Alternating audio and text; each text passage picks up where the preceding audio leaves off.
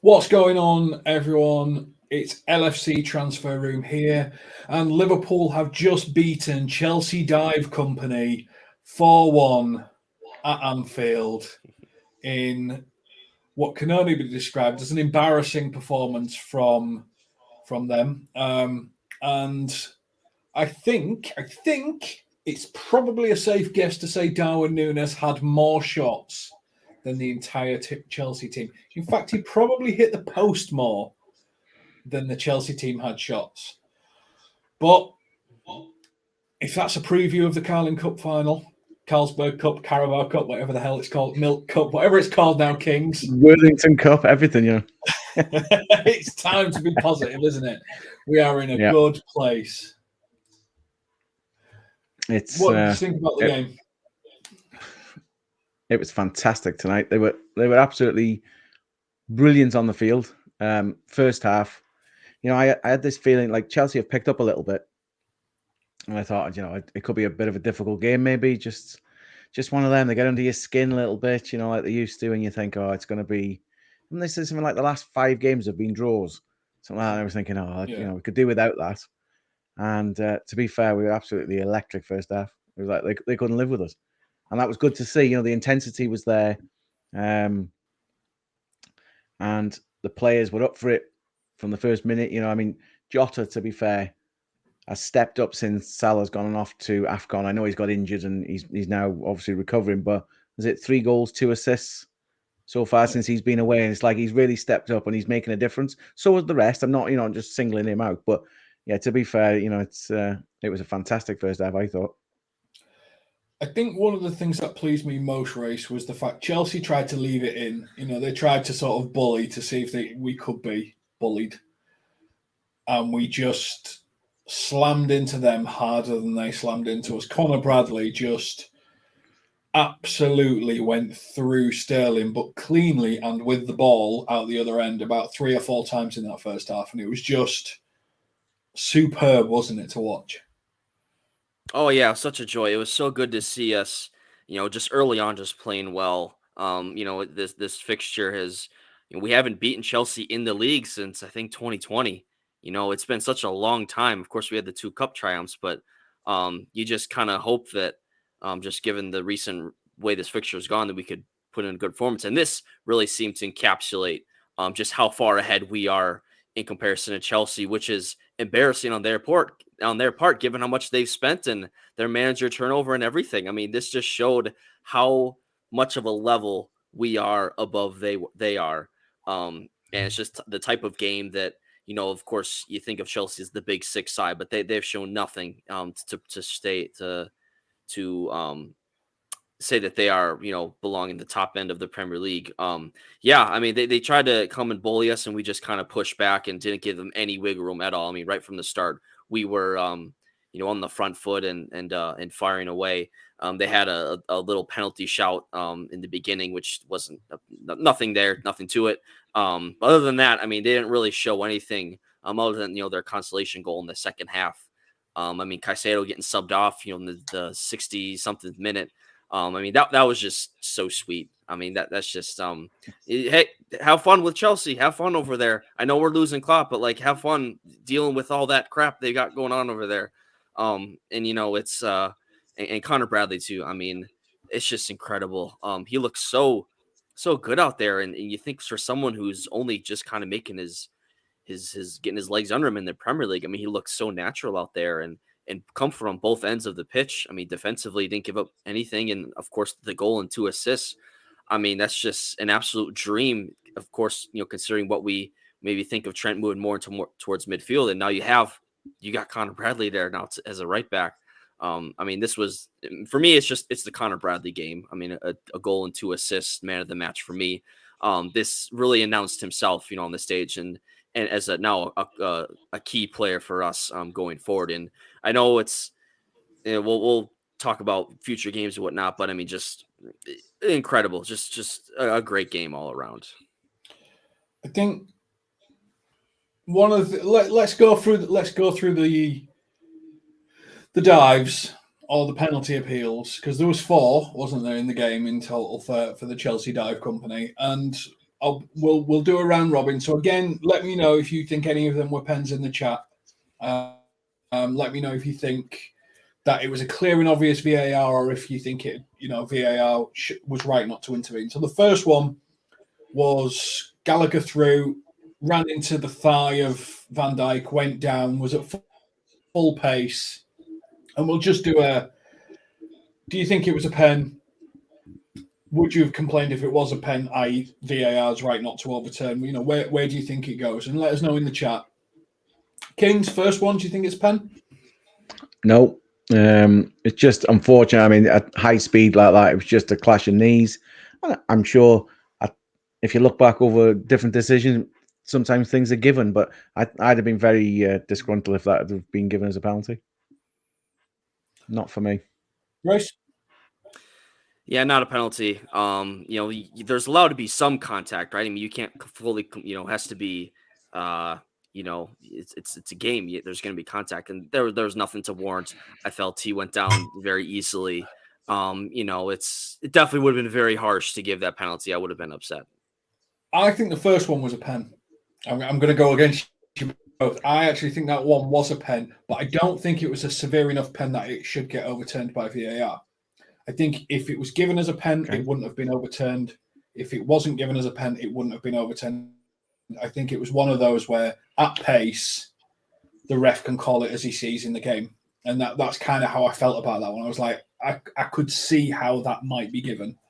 And I was like, when I saw it, because I thought he's gone into his leg there. And even if Gallagher did it on purpose, he did it well.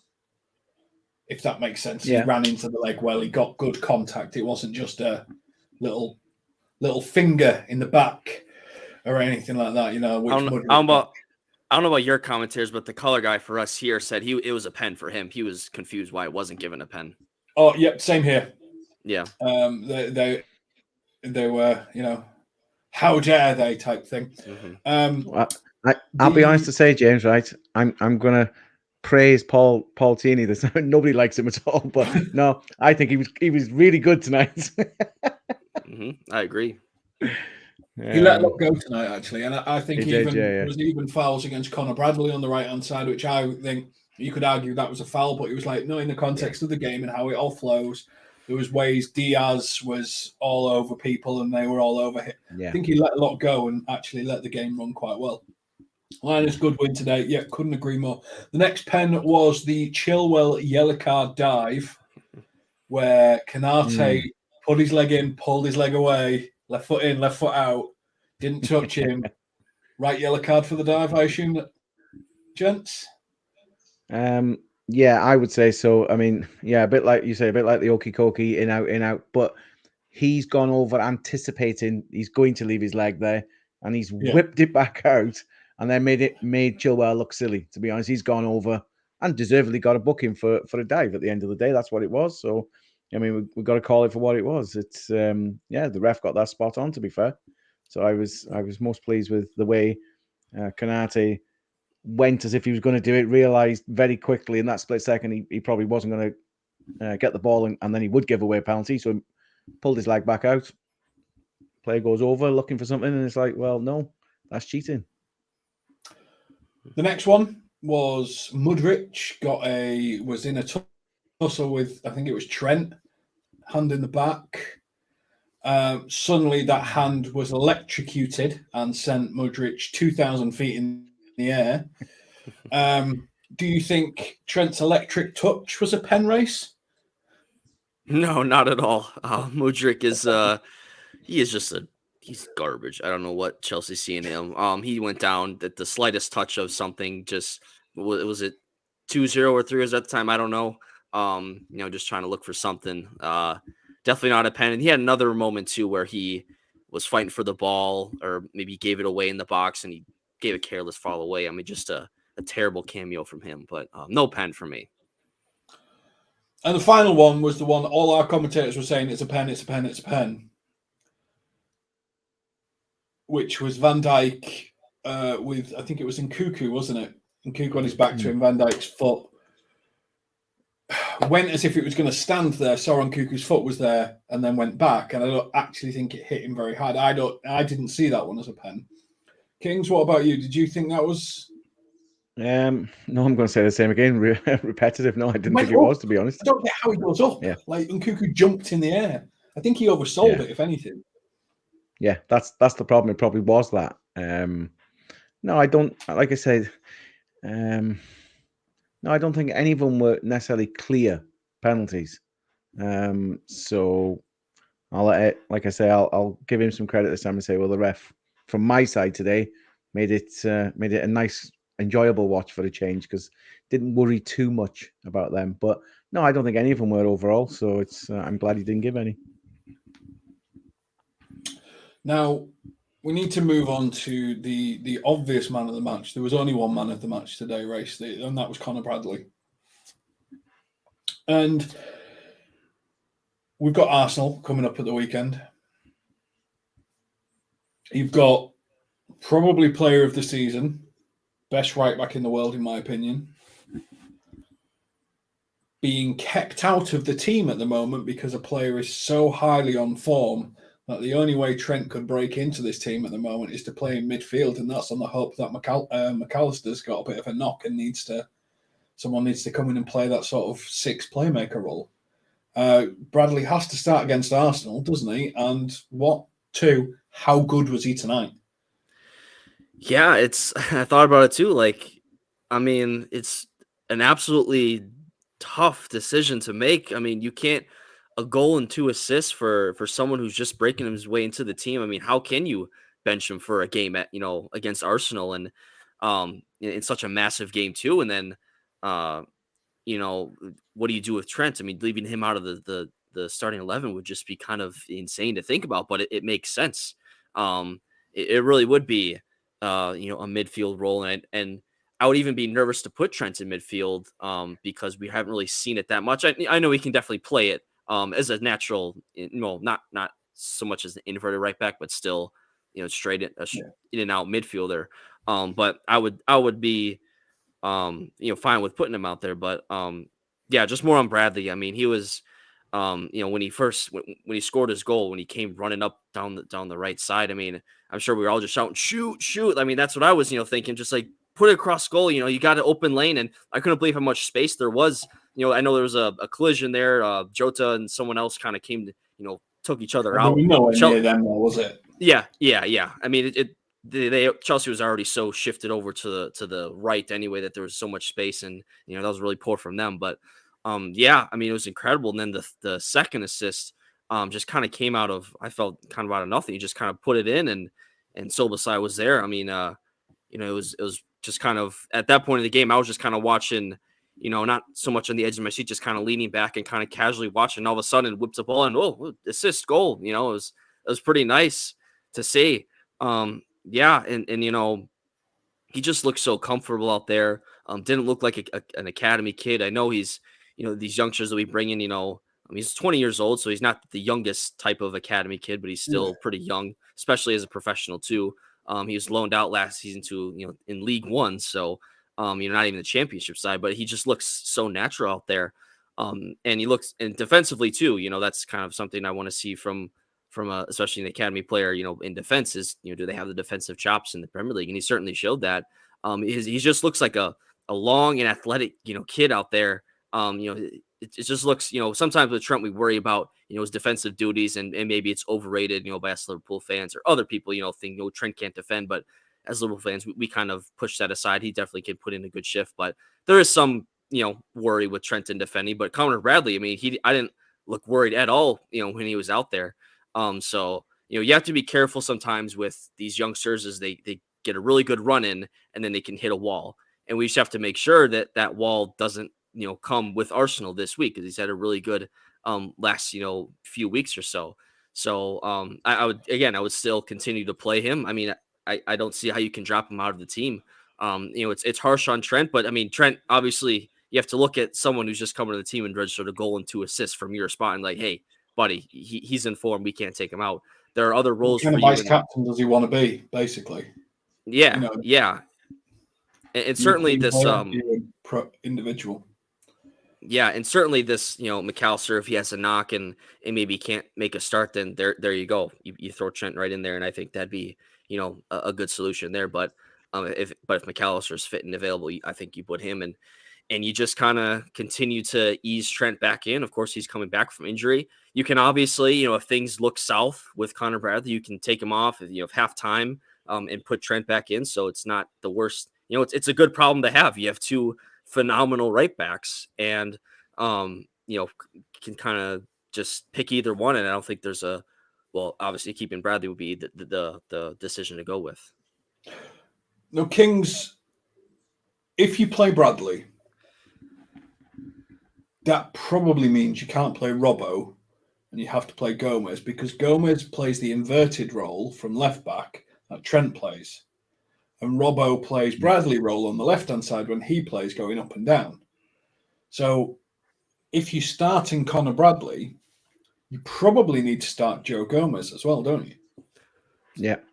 To be fair, I agree with pretty much everything Race has said there about Connor Bradley. Fair to the lad. Just going back very slightly, I was at Anfield and watched him in the game against Fulham in the League Cup semi. And the difference is when you're watching on TV, unless he's on the ball or there's a wide shot, of course, players disappear off the screen because they're looking at somebody else. When you're in the stadium, you can choose who you want to look at, obviously. And he had a fantastic second half, and I was really impressed with him because he was playing towards the Kop, and I was looking at him thinking, he's a real talent, this lad. And obviously, Klopp knows what he's doing, and the rest of the staff. They don't try and blood these players unless they're good enough. If they don't think they're good enough, they're not going to make it. And there's a few coming through at the moment. Tonight, he was awesome tonight. He doesn't care. I don't think he has any fear at the moment. He's just like, I think he said it in his interview afterwards. He's like, you don't want anybody to get injured, but in his position, he needed something like that to happen to get his chance. And now he's looking at it going, I've got to take it. And he's took it really well so far. With the view to the Arsenal game, yeah, you're quite right. I don't think you can play Robertson. The issue, I think anyway, is I don't think Robertson's necessarily ready for a start yet. He's bringing him in, 10, 20 minutes here and there just to get his fitness up a little bit. So I would think he's going to do Gomez and Bradley anyway.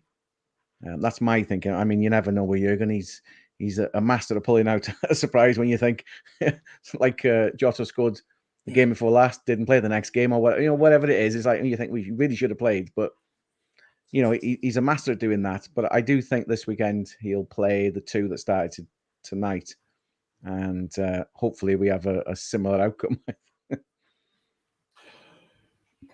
Now, one of the things I will say, like the commentators really wanted Chelsea to have a penalty and stuff like that, and ours probably the same way, like where you were listening as well, Race. But one of the things that they did a lot tonight, and I think it was the right thing to do, was they heaped praise on Darwin Núñez. Like Ali McCoist couldn't stop talking about him, who was our commentator, because he just found these positions that no one could defend, and he was getting clean shots away, and he was getting shots.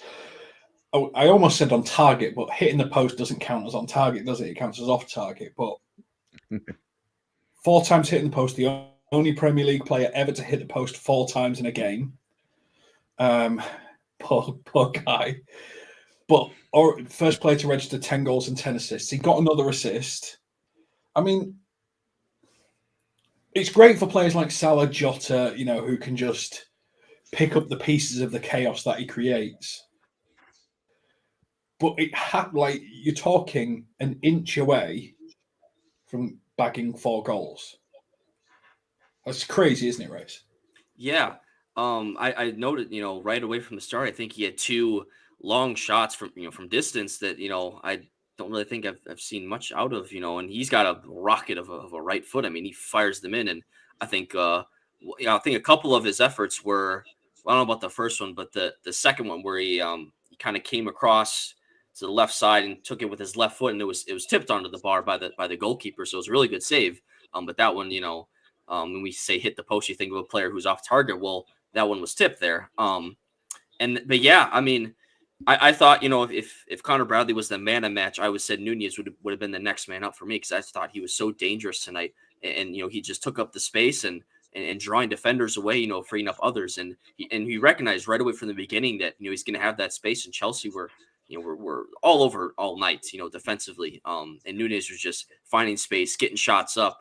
It wasn't the sitters as he's missed in the past, or it's a one-on-one with the goalkeeper. It was just kind of just taking big shots and just happened to hit the post. The header that he had just came at a million miles an hour and just struck the post. And that's one where it's just kind of, well, it's unfortunate. The penalty, I think, is the one where we think, yeah, put it on target, you can certainly do better. Could have taken a bit off that and gone for placement. That's the one for me. But it's not how he strikes a ball, is it? It's like Alan Shearer, just hit as hard as I can. And even our commentator praised him on the penalty, saying, wow, this is a brilliantly struck ball. It just happened to hit the post. That's one where if it goes in, you think, wow, what a shot. But yeah, I mean, the assist, was good to see him. He's still getting involved, and you see the shot of Robertson after, kind of encouraging him on, because he knows it. He's been unlucky tonight and hitting the post. So everyone in the team, I think, recognizes the wild, the chaos that that Nunez brings, and when you can control that chaos a little bit, you got a special player. And so I didn't think this was like, in past games where he's kind of scuffing all these balls and mishitting it. Like, he hit the ball well tonight. He just happens to hit the posts. And, we're kind of still working our way with Nunez, even though he is playing well and he's got the 10 goals and assists this year. We still, need a little bit more from him. And, we see the talent that he has, and it's really, coming to show. And one of these days he's going to hit an absolute screamer. And we're just going to say, that's the player right there. That's who we've got. I mean, we all know the type of player that he can become. But yeah, I thought it was a really good game from Nunez, and even with the hitting the post 4 times, it's a really encouraging performance from him. Because then, of course, once Salah gets back, then we're going to have more lethal guys in the team to fire from distance. The thing that impressed me about Nunez tonight is, yes, he got himself in positions and he got himself opportunities, and he does that all the time, doesn't he, Kings? He finds himself in opportunities in half spaces, and he strikes the ball as early as he can, and that's his approach. But I don't think he was found offside once today, from memory. I think, not that I remember. I don't think so. And made it through every time. So I think the thing that really impressed me today is I think he's learned to take a step back, because he'll still get there first. And even against, Chelsea have got quick defenders. Take Thiago Silva out. The other two are relatively quick. He still found himself there first every time. He was still able to fight with them and body them off the ball and stuff like that. I think he's getting a lot closer to becoming the player that we all see, basically. Yeah, I think part of him, he's so full of energy. Like we say, he's like this chaos when he's on the pitch, but he's so full of energy. He's always eager, and he goes that split second too fast, and then he's offside. I think, yes, he's starting to learn now. Listen, just like you say, take a step back. Just 9 times out of 10, he's probably going to beat that defender anyway. He's so quick. And another thing the commentator said tonight was he doesn't let his head drop. I don't think I've ever, even after the penalty and everything, he's running around. He's still kind of full of this energy, not like, well, that's getting to me now because I'm not scoring, because this has happened on and off all season so far. And yet he still comes out with the same positivity. I don't know what he's like in the dressing room, but I don't think Klopp has to go to him and say, listen, mate, it'll be next game. Don't worry about it. And pick him up a bit. I think I'm sure he just walks out of that dressing room going, don't worry about it, lads. I'll be on it next game. I'll just start a game fresh, no problem. I don't think he really worries about it, and he's very confident. Whether he gets it on target, whether he hits the post, or whether he's doing an assist, he always seems to be positive. And I like that about him. So it's like you say, if he just gets the offside continually to a better state, so he's not caught offside, and as we've been saying, it's a fraction here and there at the moment. And as soon as it starts going in 1 or 2 extras, then he'll be off again, and he'll probably be just honing his skills that little bit extra. And I think he'll be a top player, or more of a top player. Now, To finish the stream, I'm going to ask you to think about two or three things that you saw in the game that like really impressed you, and not something that we've talked about or anything like that. And I'm going to kick off whilst you have a little bit of a think. I think the things that really impressed me today is the trio in midfield.